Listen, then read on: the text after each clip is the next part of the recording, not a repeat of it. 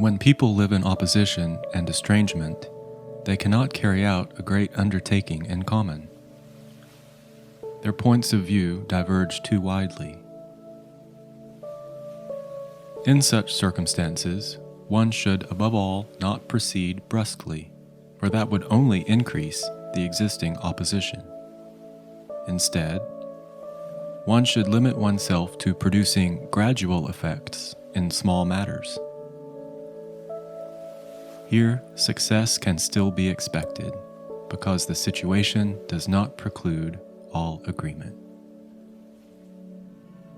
In general, opposition appears as an obstruction, but when it represents polarity within a comprehensive whole, it has its useful functions.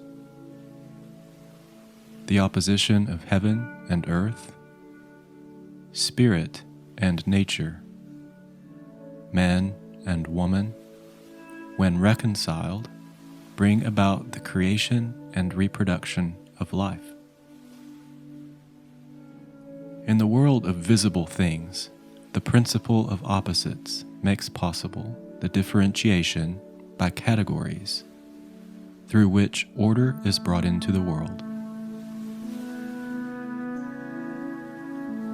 These beautiful words from the 38th hexagram in the ancient Chinese I Ching, or Book of Changes, by Richard Wilhelm, translated by Carrie F. Baines,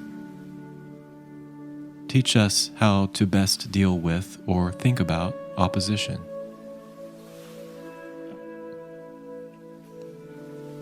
We are taught not to react to opposition abruptly in our speech or our behavior, for that would only make things worse.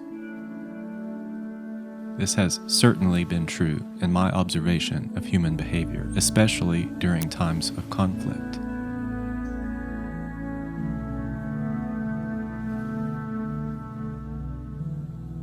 It is certainly in my nature to be gentle in such circumstances. I will pretty much do everything I can to bring situations of opposition into equilibrium and harmony.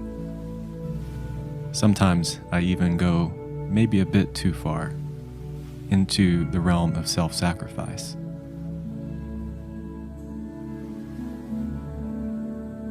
This 38th hexagram is the energy of not only discerning and knowing what's worth fighting for, but also committing oneself to the best strategy in the fight. Actions made in fear or anger tend to create more fear and more anger. Actions made from a space of honor and love create an atmosphere of honor and love. Although circumstances of opposition and estrangement are often deeply personal and charged with emotion, it can serve us all well to cultivate a broader, more objective perspective, and to soothe ourselves and others in our emotional wave before responding. From that calm, cool, centered place, from that objective perspective, one may become a wielder of the light.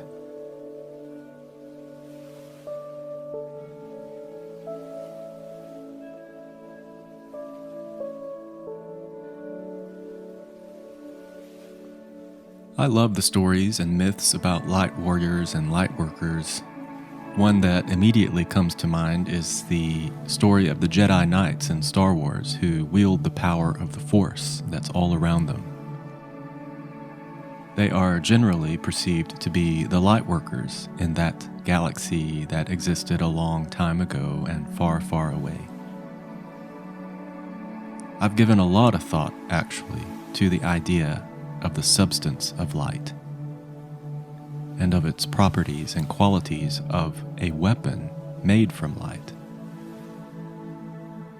At first, I was resistant to the idea of being a warrior of light, because it doesn't ring true for me to bring war of any kind against anything or anyone.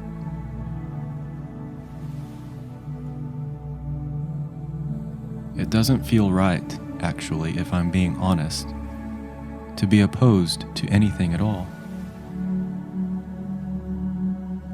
Rather than committing oneself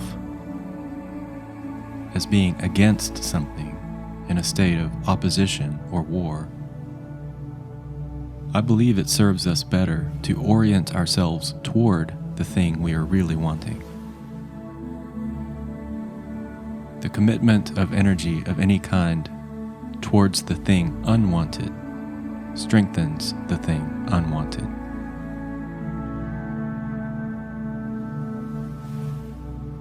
But as I contemplated this idea of a weapon of light a bit further, I started to realize how paradoxical it is as a concept.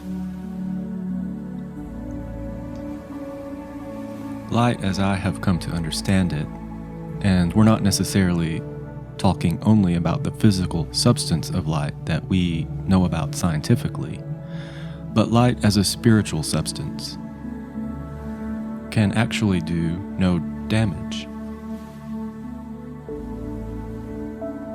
Light can simply illumine. Light can clarify and enliven.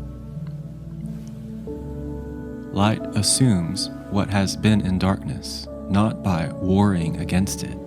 That's not its action. It's almost as though the darkness has no choice but to surrender to the light and be assumed by it. And the light doesn't discriminate. It shares itself unconditionally.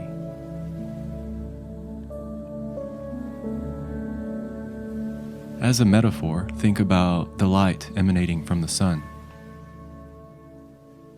The sun is among the most generous beings. It simply gives of itself without condition or expectation. And no shadows can remain when struck by its light.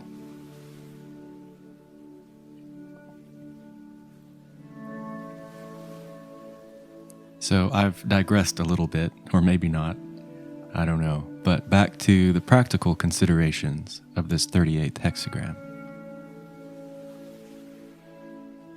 I believe in this, we're being taught to be aware of our values and to be honest and true and authentic with ourselves so that we know what's worth fighting for, what's worth struggling for.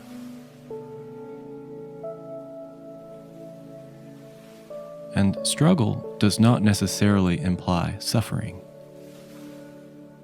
Embracing and celebrating even the challenges and struggles we experience is part of what makes life worth living. In the Gene Keys synthesis, the shadow of this 38th hexagram of struggle gives way to the gift of perseverance. What are the things that we're each committed to in life, that you are committed to in life, that at times may have been a challenge for you?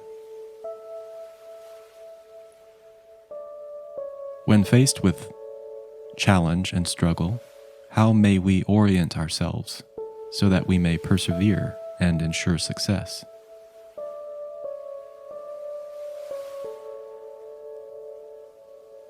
The highest expression of this energy is honor.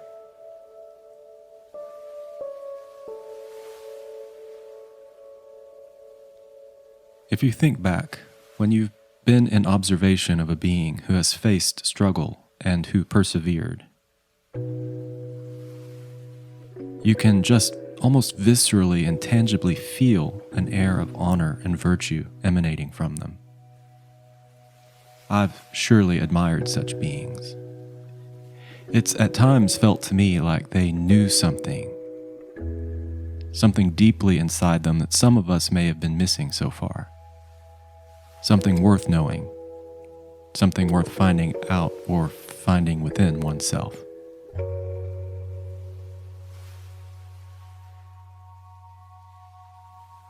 Although our species is currently facing tremendous struggle, We have also persevered. We've come so far in this past age. I have a sense that we're all on this evolutionary trajectory together, out of the darkness and into the light. Our work during this time is to cultivate our attitudes with regards to how to meet these times, and how to meet one another, and how to persevere with honor.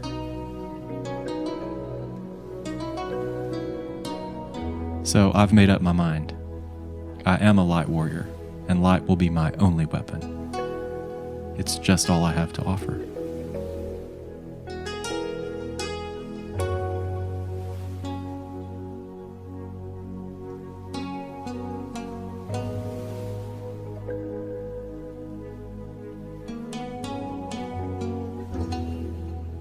I hope you'll consider joining me in being a wielder of the light.